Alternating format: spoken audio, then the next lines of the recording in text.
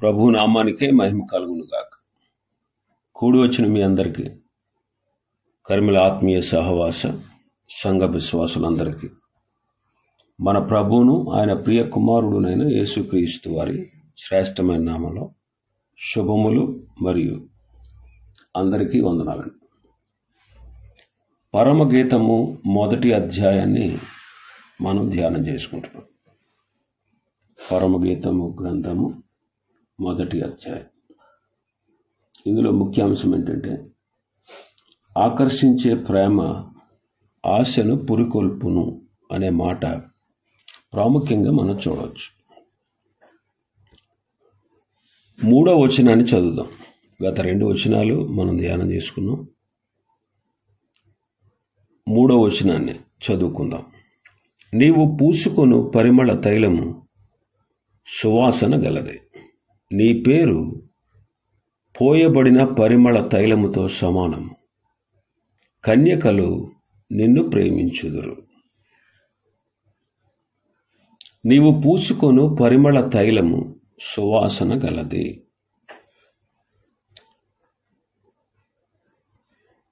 నీ పేరు పోయబడిన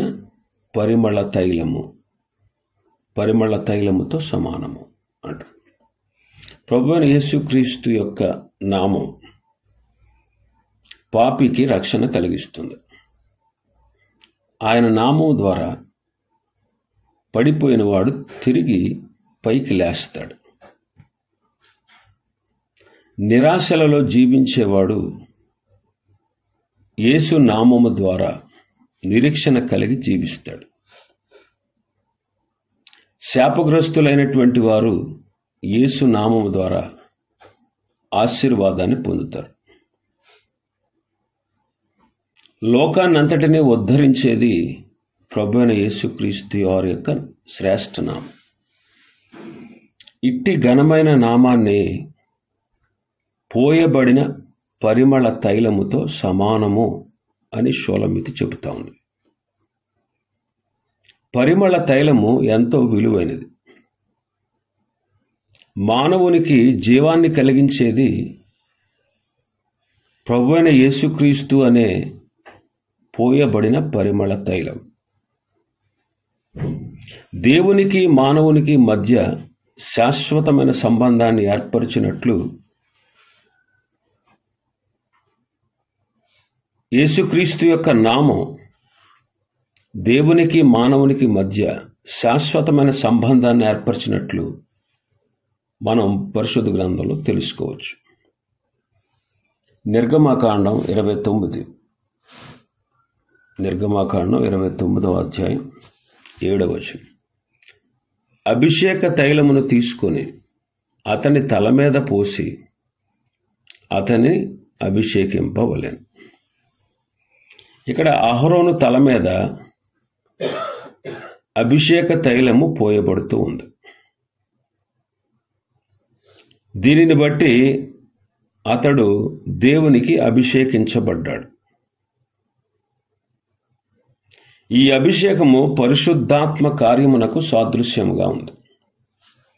యోహాను మొదటి పత్రిక 2వ అధ్యాయం 20వ వచనం. మీరు సత్యము ఎరుగుని అయితే మీరు పరిశుద్ధిని వలన అభిషేకము పొందిన వారు గనుక సమస్తమును ఎరుగుదురు అంటున్నాడు శిష్యుడైన యోహాను గారు. ఇక్కడ నూతన నిబంధన సంబంధమైన అభిషేక తైలాన్ని మనం గమనిస్తున్నాం. అహరోను మీద ప్రప్రథమంగా అభిషేక తైలం పోయబడింది. అతడు ప్రధాన యాజకుడు. ఈ అహరోను మన ప్రభువైన యేసుక్రీస్తు వారికి సాదృశ్యం. మన ప్రభువైన యేసుక్రీస్తు వారు కూడా నిజమైన ప్రధాన యాజకుడు, నమ్మకము కనికరము గల ప్రధాన యాజకుడు అని మనం చదువుతాం. మొట్టమొదటిగా పరిమళ తైలములకు సాదృశ్యమైన పరిశుద్ధాత్మ ఆయనపై నిలిచారు. యోహాను సువార్త 1వ అధ్యాయం 32వ వచనం. మరియు యోహాను సాక్ష్యమిచ్చుచు ఆత్మ పావురం వలె ఆకాశము నుండి దిగి వచ్చుట చూచితిని, ఆ ఆత్మ ఆయన మీద నిలిచెను అంట.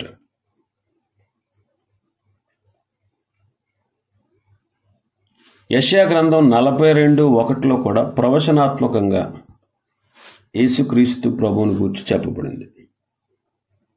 యెషయా గ్రంథం 42:1, ఇదిగో నేను ఆదుకొను నా సేవకుడు, నేను ఏర్పరచుకునిన వాడు, నా ప్రాణమునకు ప్రియుడు, అతని యందు నా ఆత్మను ఉంచి ఉన్నాను. అతని యందు నా ఆత్మను ఉంచి ఉన్నాను. ప్రభువైన యేసుక్రీస్తు వారిని గూర్చి చెప్పబడిన మాట.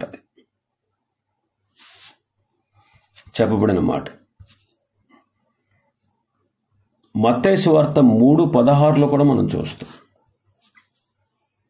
మత్తయి సువార్త 3:16. యేసుక్రీస్తు ప్రభువారు బాప్తిసం పొందిన వెంటనే నీళ్లలో నుండి ఒడ్డునకు వచ్చాను. ఇదిగో ఆకాశము తెరవబడిను, దేవుని ఆత్మ పావురం వలె దిగి తన మీదకి వచ్చుట చూచాను. అపొస్తలుల కార్యములు 10:38. దేవుడు నజరేయుడైన యేసును పరిశుద్ధాత్మతోను శక్తితోనూ అభిషేకించననున్నదియే. అప్పటి నుండి ఆయన దేవుని పనికి తను తాను ప్రత్యేకపరుచుకున్నట్లుగా మనం గమనిస్తాం. షోలంబెతి చెప్పినట్లు క్రీస్తు ప్రభువే యూదులకు పరిమళ తైలం. దేవుడు అబ్రాహామును పిలిచి అతని సంతానమును ఆయన కొరకు ప్రత్యేకపరుచుకున్నాడు. అలాగే ప్రతి విశ్వాసిని రక్షించి ఆయన కొరకు ప్రత్యేకపరుచుకుంటూ ఉన్నారు. నిర్గమకాండం 30:26. ఆ తైలముతో నీవు సాక్ష్యపు గుడారమును, సాక్ష్యపు మందసమును, బల్లను దాని ఉపకరణములన్నిటినీ, దీపవృక్షమును దాని ఉపకరణములను, ధూపవేదికను, దహన బలిపీఠమును దాని ఉపకరణములన్నిటినీ, గంగాళమును దాని పీటను అభిషేకించి అని మనం చదువుతున్నాం. క్రీస్తు ప్రభు యొక్క నామము పోయబడిన పరిమళ తైలం వంటిది. ఆయన నామము ద్వారా యూదులను ప్రతిష్ఠించుకున్నాడు. ఆయన ఈనాడు విశ్వాసిని తన కొరకు ప్రతిష్ఠించుకున్నాడు. ఆయన మనలను ప్రేమించి రక్షిస్తున్నాడు. ఆయన నామం ద్వారా ఈ గొప్ప రక్షణ మనకు కలుగుతుంది. అందువలన సువాసననిచ్చే పరిమళ తైలము మన ప్రభువైన యేసుక్రీస్తు వారు మాత్రమే. పరిమళ తైలము పరిశుద్ధాత్మతో ప్రతి ఒక్క విశ్వాసిని ప్రభువు అభిషేకించాడు. పరిమళ తైలమైన పరిశుద్ధాత్మతో ప్రతి విశ్వాసి ఆత్మీయ ఆశీర్వాదం కొరకు ఆరాధనకు అప్పగిస్తూ ఉన్నాడు. 30:27 చదివితే, బల్లను దాని ఉపకరణములన్నిటినీ, దీపవృక్షమును దాని ఉపకరణములను, ధూపవేదికను అభిషేకించాలి అని చదువుతున్నాం. నిర్గమకాండం 30:27. విశ్వాసులకు ఆయన అప్పగించిన వాటిలో బల్ల ఉంది. ఇది ఆరాధనకు సాదృశ్యం. ప్రభు యొక్క మరణము, పునరుత్థానము ఈ రెండింటిని జ్ఞాపకం చేసుకుంటూ పరిమళ తైలము వంటి ప్రభువుని మనం ఆరాధించాలి. 30వ నిర్గమకాండం 27లో దీపవృక్షం కూడా కనిపిస్తుంది. అది ప్రభు కొరకు మనం ఎల్లప్పుడూ వెలిగే జ్యోతుల వలె ఉండాలి అనేది దీని భావం. ఈ వచనంలో ధూపవేదిక కూడా కనిపిస్తుంది. ధూపవేదిక ప్రార్థనకు సాదృశ్యం. మన ప్రభువు మనలను రక్షించి మనం ఆయన ఆరాధించే వారిగాను, ఆయన సొత్తుగాను మనల్ని చేశారు. ఈ విషయాన్ని మనం ఎప్పుడూ మర్చిపోకూడదు. ఆయన ఆత్మ ద్వారా అభిషేకించబడినటువంటి మనం ఆయన ఆరాధించే విషయాల్లో ఎప్పుడూ మరవకూడదు. పరిమళ తైలముతో ప్రభువు పాప మానవులను రక్షించారు. తన సేవ కొరకు ప్రతిష్ఠించారు. దేవుని పేరు పరిమళ తైలముతో పోల్చబడింది. పరిమళ తైలముతో దేవుడు మానవులను తన ప్రజలుగా అభిషేకించాడు. అదేవిధంగా ప్రభు తన నామం ద్వారా పాప మానవులైనటువంటి మనల్ని రక్షించడానికి పరిమళ తైలం ఎంతో అవసరం. అలాగే పాపిని రక్షించే నిమిత్తం దేవుని నామం అంతే అవసరం. పరిమళ తైలం ఉన్న చోట దుర్గంధం ఉండదు. అలాగే యేసుక్రీస్తు ప్రభు నామము ఉన్న చోట పాపమునకు అవకాశం ఉండదు. లోకమంతా కూడా యేసు నామపు పరిమళములు వ్యాపించిన ఎడల ప్రపంచంలో ఉన్నటువంటి దుర్నీతి అంతా కూడా తొలగిపోతుంది. నిర్గమకాండం 40వ అధ్యాయం 9వ వచనం. మరియు నీవు అభిషేక తైలమును తీసుకొని మందిరమునకు దానిలోని సమస్తమునకు అభిషేకము చేసి దాని ఉపకరణములన్నిటినీ ప్రతిష్ఠింపవలెను. అప్పుడు అది పరిశుద్ధమగును.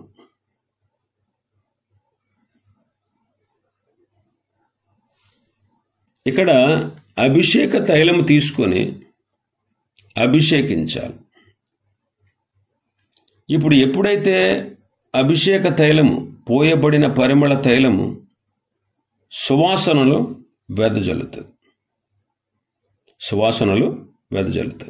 యేసుక్రీస్తు ప్రభు వారు కూడా మన కొరకు నీళ్ల వలె పోయబడ్డారు.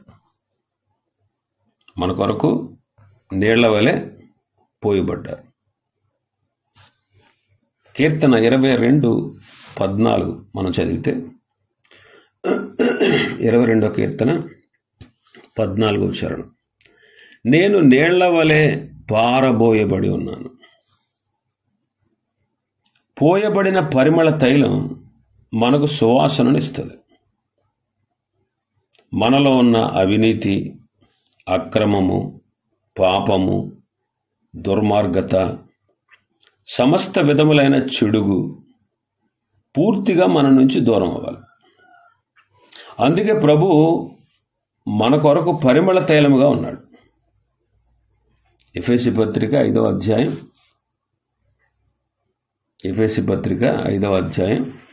2వ వచనం.